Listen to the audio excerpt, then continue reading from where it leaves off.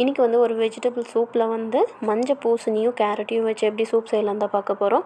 இதுக்கு என்ன தேவையான பொருட்கள் அப்படின்னா, மஞ்சள் பூசணி ஒரு 1/4 கிலோ, கேரட் வந்து ஒரு 2 மீடியம் சைஸ் அளவுக்கு எடுத்திருக்கோம், இஞ்சி ஒரு சின்ன பீஸு, பட்டை ஒரு சின்ன சைஸுக்கு எடுத்துருக்குறோம், பிரியாணி இலை 1, கிராம்பு 2, ஜீரகம் வந்து 1/2 டேபிள் ஸ்பூன், மஞ்சத்தூள் 1/2 டேபிள் ஸ்பூன், பூண்டு வந்து 5லேருந்து 6 நம்பர் வந்து எடுத்திருக்கோம். இதுக்கு வந்து தேங்காய் ஒரு மூடியை எடுத்துகிட்டு அதோடைய பால் மட்டும் எடுத்து வச்சுக்கோங்க, இல்லாட்டி ஃப்ரெஷ் க்ரீம் கூட யூஸ் பண்ணிக்கலாம். கடைசியாக வந்து மல்லித்தலை, உப்பு, காரத்துக்கு வந்து மிளகுத்தூள், அவ்வளோதான். எப்படி பண்ணலான்னு பார்க்கலான்னா, மஞ்சள் பூசணியை வந்து நம்ம தோலை நீக்கிட்டு சின்ன சின்ன க்யூப்ஸாக கட் பண்ணி போட்டுட்டு, அதிலேயே கேரட்டையும் நீங்கள் தோல் நீக்கி கட் பண்ணி போட்டுட்டு, நம்மளுடைய பட்டை, கிராம்பு, பிரியாணி இலை, சீரகம், அப்புறம் மஞ்சள் தூள், இஞ்சி எல்லாத்தையும் போட்டு நல்லா ஒரு விசிலுக்கு விட்டு எடுத்துக்கலாம். விசில் வந்து நல்லா இறங்கினதுக்கப்புறமா அதில் நம்ம போட்டிருந்த இஞ்சி, பிரியாணி இலை, கிராம்பு எல்லாத்தையும் வந்து வெளியே எடுத்துடலாம்.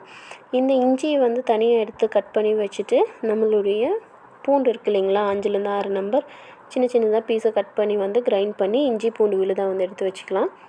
இதுக்கப்புறமா நம்ம குக்கரில் வேக வச்சுருந்த காய்களை வந்து தனியாக மிக்சியில் அரைச்சி பேஸ்ட்டாட்டம் எடுத்து வச்சுக்கலாம். தண்ணியும் தனியாக எடுத்து வச்சுக்கலாம். தண்ணி நிறையா ஊற்றணும் அப்படின்னா இது வந்து கிரைண்ட் ஆகாது. தண்ணி தனியாக, இது தனியாக நம்ம ஃபில்டர் பண்ணி மஸ்லின் கிளாத்தில் ஃபில்டர் பண்ணி அதை மிக்சியில் போட்டு பேஸ்ட்டாட்டம் எடுத்து வச்சுக்கலாம்.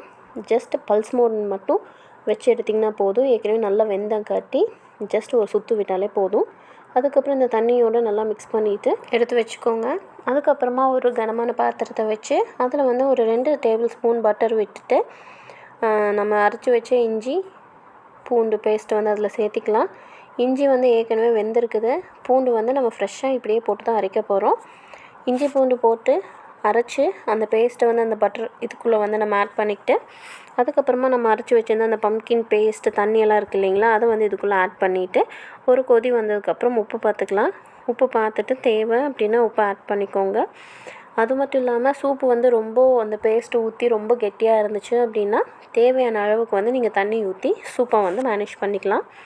அதுக்கப்புறமா வந்து கடைசியாக கொதி வந்ததுக்கப்புறமா டேஸ்ட் பார்த்துட்டு காரம் ப்ரிஃபரன்ஸ்க்காக மிளகுத்தூள் வந்து எவ்வளோ வேணுமோ நம்ம ஆட் பண்ணிக்கலாம். ஆட் பண்ணிவிட்டு கடைசியாக சர்வ் பண்ணும்போது நம்ம தேங்காய் பால் ஊற்றி மேலே கார்னிஷ்க்கு கொத்தமல்லி இலைகளை வச்சு கொடுத்திங்கன்னா ரொம்பவே நல்லாயிருக்கும். தேங்காய் வந்து ஆப்ஷனல் தான், வேணும்னா நீங்கள் சேர்த்திக்கலாம், இல்லாட்டி அதுக்கு பதிலாக ஃப்ரெஷ் க்ரீம் கூட நீங்கள் சேர்த்திக்கலாம். அவ்வளோதாங்க, நம்மளுடைய வெஜிடபிள் சூப்பு வந்து ஈஸியாக ரெடி ஆயிடுச்சு. நீங்கள் வெஜ்ஜீஸ் வேணாலும் இதில் மாற்றிக்கலாம். குழந்தைங்களுக்கு வந்து நீங்கள் காரம் சேர்த்துலாம், இல்லை மிளகுத்தூள் வந்து சேர்த்தாமே கொடுக்கலாம். இஞ்சி சேர்த்திருக்கங்காட்டி அதனுடைய தன்மை இதில் இருக்கங்காட்டி காரம் பெருசாக தேவை இருக்காது. பேஸ்ட் ஆன் ப்ரிஃபரன்ஸ்க்காக நீங்கள் ஆட் பண்ணிக்கலாம், இல்லை லாஸ்ட்டில் கூட நீங்கள் சர்வ் பண்ணிவிட்டு தனியாக கூட பெப்பரை நீங்கள் கொடுத்து வேணுங்கிற அளவுக்கு ஆட் பண்ணி குடிச்சிக்கலாம்.